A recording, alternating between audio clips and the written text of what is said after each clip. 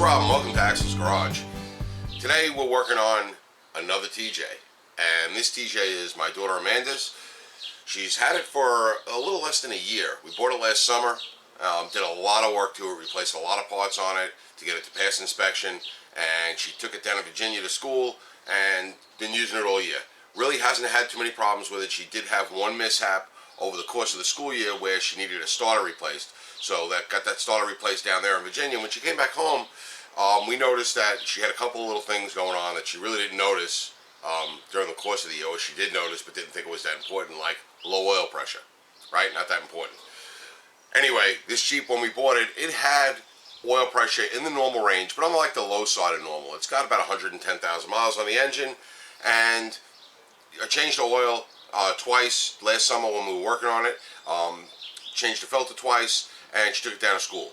She comes back from school, has not added a drop, or had to add a drop of oil during the whole school year. She put about 3,000 miles on it during the course of the year, and hasn't added a drop of oil, which is good. Not leaking, not burning oil, right? That's good. The oil looks nice and clean on the dipstick for a year old, or almost a year old. It's probably about 10 months old in reality. So it's clean after 10 months, clean after 3,000 miles, didn't burn any, didn't use any. Everything's good. But what we do notice going on is that her oil pressure is on the low side of normal, or the very, very low side of normal, when she starts it up and starts driving with it. As that engine warms up, that oil pressure continues to drop a little bit. And it gets down to between 0 and 10 on the gauge. Now, we know these factory gauges aren't that accurate.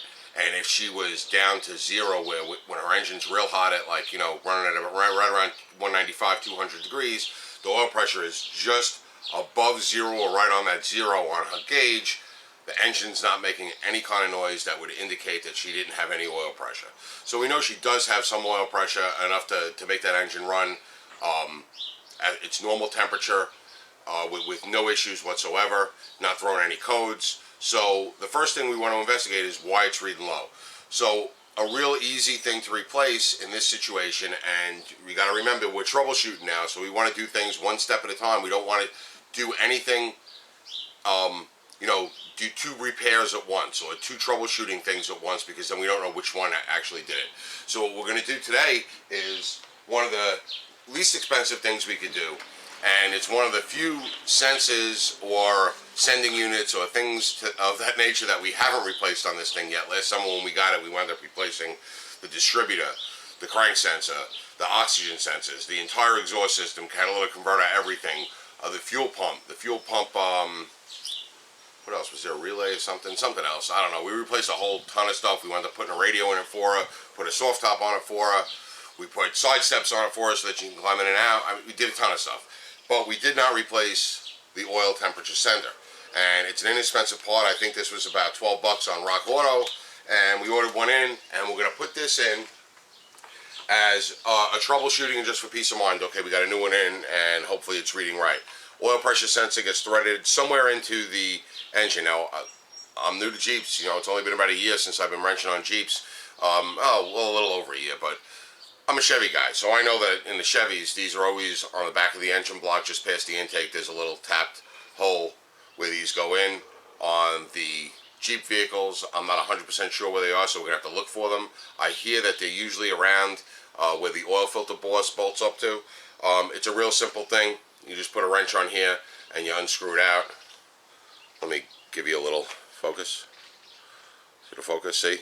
You just put a wrench on there, a pair of adjustable pliers really, and you screw it out. This is a pipe thread tapped hole that's going to be somewhere.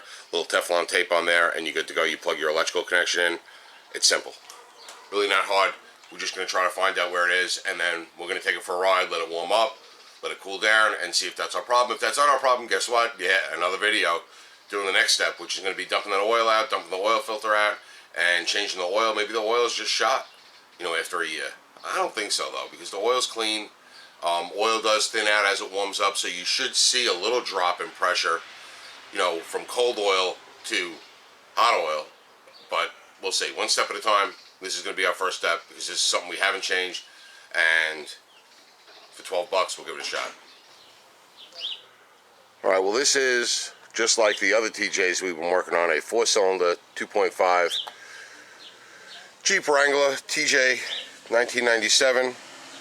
Alright, coming around on the passenger side of the engine. See right here, you got your distributor, right, your alternator right here, and this is the mounting where if you had air conditioning, your compressor would mount.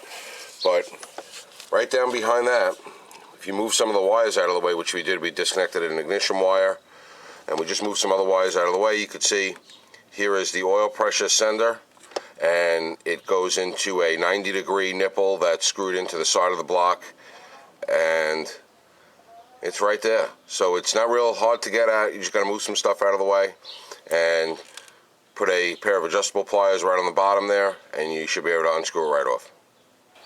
Alright, it wasn't too bad getting in there. I used a pair of adjustable pliers like this, small pair of adjustable pliers. The nut on that, and I'll show you the old one. Alright, here's the old one.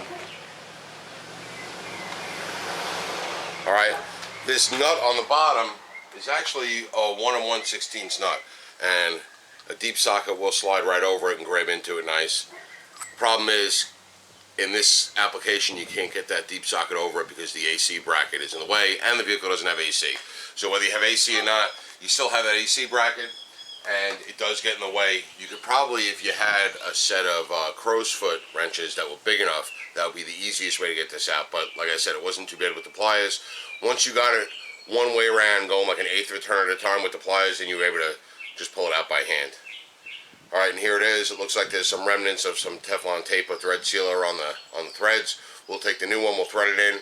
I'm going to save this one until we determine whether it was bad or not, because if this isn't the problem, then we have a good backup in case we need one, or to use it at a later date for troubleshooting on any of the other TJs or Chrysler vehicles we might have. So it'll go back in the box. I'll save it until we determine whether it was good or bad. If it was bad, it goes in the garbage. If it was still good, it goes on the shelf for troubleshooting. Alright, so for 12 bucks, we did one bit of troubleshooting, put that in, didn't take too long, 10 minutes. All you need is an adjustable pair of pliers and some Teflon tape. Nice and simple. Now, we got to take it for a ride, warm it up, see what's going on. If that doesn't solve our problem, now we have to look elsewhere. So if it doesn't solve our problem, what could it be? Could it really be low oil pressure? It could be. It doesn't seem like it's that low because, like I said, it's not exhibiting any other symptoms of having low oil pressure other than the gauge reading low oil pressure. So we'll see. We'll take it one step at a time. If this doesn't do it, we're going to dump the oil, change the filter. Could the filter have something to do with it? Maybe a clogged filter or something? I don't know. And then if that doesn't work, probably indicates that either the pump is starting to go or we got some worn engine components. And if that's the case, we might be playing with oil viscosities and going with a little bit thicker oil. We'll just have to take it one step at a time. 110,000 mile knock around 97 Jeep. It's not a new fancy car. It doesn't need, it needs enough oil pressure to keep that engine running is really all it needs. So one step at a time, we'll see. But that's it, changing your oil pressure sending switch. Hope you liked the episode. Nice and easy. If you did, please give us a thumbs up. And if you like what we're doing here at Axel's Garage, please subscribe to our channel. Thanks for watching.